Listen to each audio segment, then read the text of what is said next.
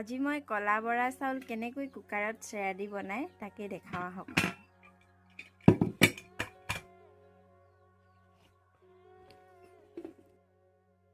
চাৰিওকাষে যাতে লাগি নধৰে তাৰ বাবে মই ইয়াত ৰিফাইন তেল সানি দিছোঁ আৰু তলত কলপাত এখন দি দিছোঁ যাতে কুকাৰটোৰ তলত কলা দাগ নবহে, চাউলখিনি যাতে ধুনীয়াকৈ জ্বলি নাযায় ইয়াতে লাগি ধৰে।